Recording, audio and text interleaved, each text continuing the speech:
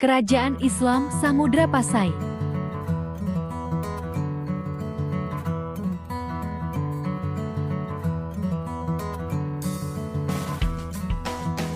Assalamualaikum warahmatullahi wabarakatuh. Adik-adik di sini, kakak akan menyampaikan sedikit tentang Kerajaan Samudra Pasai agar kalian mudah mengerti.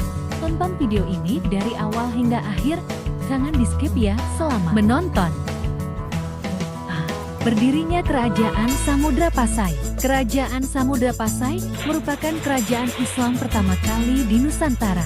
Kemunculan kerajaan ini diperkirakan mulai awal atau pertengahan abad ke-13 sebagai hasil dari proses Islamisasi daerah-daerah pantai yang pernah disinggahi pedagang-pedagang Muslim sejak abad ke-7, ke-8 seterusnya. Kerajaan ini terletak di pesisir timur Laut Aceh. Oke, lanjut adik-adik. Pasai merupakan kerajaan besar, pusat perdagangan, dan perkembangan agama Islam. Sebagai kerajaan besar, di kerajaan ini juga berkembang suatu kehidupan yang menghasilkan karya tulis yang baik. Sekelompok minoritas kreatif berhasil memanfaatkan huruf Arab yang dibawa oleh agama Islam untuk menulis karya mereka dalam bahasa Melayu. Inilah yang kemudian disebut sebagai bahasa Jawi, dan hurufnya disebut Arab Jawi. Ada sejumlah sumber tertulis yang menjelaskan tentang berdirinya Kerajaan Samudra Pasai, diantaranya yaitu 2 berasal dari Nusantara, beberapa dari Cina, 1 dari Arab, 1 dari Italia, dan 1 dari Portugis. Sumber Nusantara antara lain Hikayah Raja Pasai HRB dan Sejarah Melayu Sungai. Sumber Cina antara lain Yingyai Shenglan dari Manhuan, Berita Arab dari Ibn Battuta, Kisah Pelayanan Marco Polo dari Italia. Sedangkan sumber yang berasal dari Portugis ialah Suma Orientalnya Tona Pars, gambar Kerajaan Samudra Pasai. Kurang lebih seperti ini ya adik-adik. Naskah HRP diduga berasal dari sekitar tahun 1383 sampai 90 Hil. Tahun 1960, 41, atau kurang-kurangnya akhir abad ke-14 atau awal abad ke-15 Jones.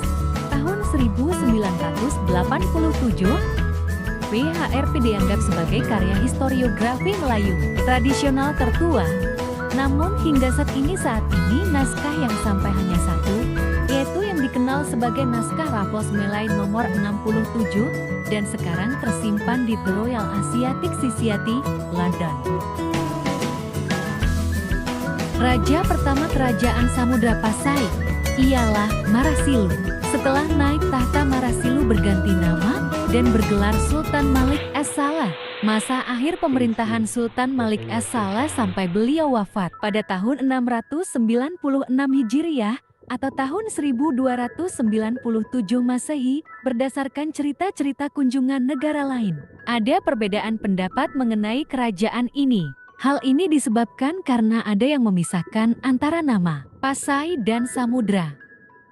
Naskah itu berasal dari Jawa pada tahun 1815 pada masa Raffles menjadi Letnan Gubernur Jenderal. Berdasarkan isinya, dapat dibagi menjadi 3 bagian. Pertama, mengenai pembukaan negeri Samudra dan Pasai serta raja-raja yang pertama yang telah memeluk agama Islam. Kedua, cerita mengenai perkembangan keadaan di Pasai, yaitu Raja Ahmad dari Pasai secara langsung atau tidak membunuh anak-anaknya, hal yang akhir mengakibatkan serangan angkatan laut Majapahit terhadap Pasai yang dikalahkan dan kemudian taklukah kepada Majapahit. Ketiga, cara kemenangan angkatan Majapahit di Kepulauan Indonesia dan cerita percobaannya yang gagal untuk menaklukkan daerah Minangkabau, Rolfing tahun 1986.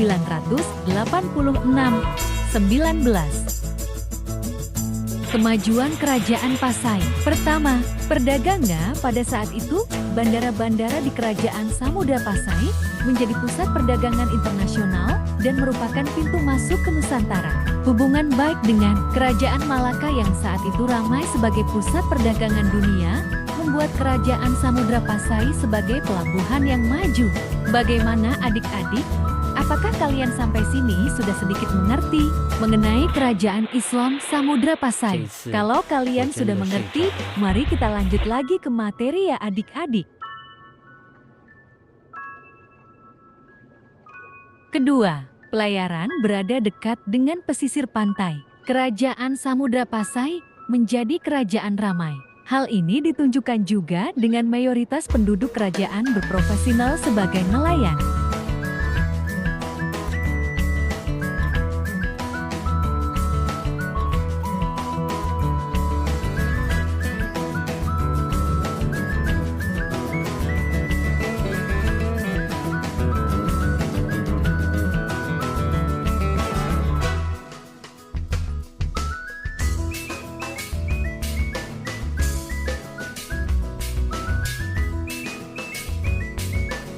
Ketiga, perekonomian di bidang ekonomi kerajaan Samudra Pasai mendapat kemajuan yang pesat. Koin emas sebagai alat pertukaran, ditambah pelayaran dan perdagangan yang pesat, membuat kerajaan ini terkenal kaya. Kaya dan makmur, saat itu kerajaan menjadi pemasok lada yang terkenal untuk dunia.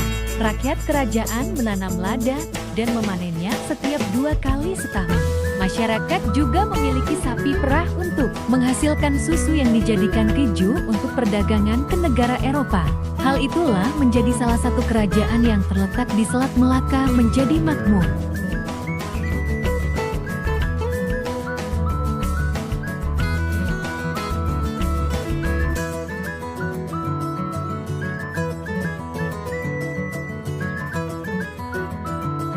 Keempat, hubungan internasional kerajaan Samudra Pasai memiliki hubungan baik dengan beberapa kerajaan di sekitarnya. Seperti kerajaan Malaka, sering terjadi pernikahan antara kedua sultan. Kerajaan juga telah menjalin hubungan baik dengan Cina dengan dikirimnya adik sultan ke sana untuk menimba ilmu. Namun hubungan baik juga terjalin dengan Raja Nakrur yang mengakibatkan kerajaan Nakrur menyerang kerajaan Samudra Pasai yang mengakibatkan Raja Pasai tewas. Oke, lanjut. Masa kejayaan, masa kebangkitan kembali kerajaan Samudra Pasai adalah di bawah kepemimpinan Sultan Zain al-Abidin Malik es-Sahir. Tempatnya pada tahun 1383 sampai tahun 1405. Menurut catatan dari negeri Cina, Sultan Zain al-Abidin Malik es-Sahir dikenal dalam catatan tersebut dengan nama Cina Sanuliapi Tingki. Are you still excited to hear this story?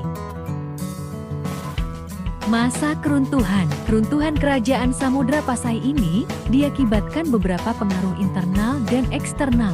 Internal kerajaan sebelum masa keruntuhan sering terlibat pertikaian antar keluarga kerajaan. Perebutan kekuasaan dan jabatan kerap terjadi. Perang saudara dan pemberontakan tidak bisa dihindari. Bahkan raja saat itu meminta bantuan kepada Raja Melaka untuk meredam pemberontakan, namun tidak urung terjadi karena pada tahun 1511 kerajaan Melaka jatuh ke tangan Portugal. 10 tahun kemudian, tepatnya tahun 1524, kerajaan Samudra Pasai menjadi bagian dari Kesultanan Aceh. Sekian video pembelajaran dari kami.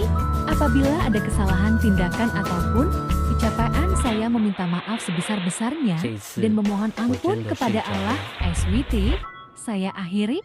Wassalamualaikum.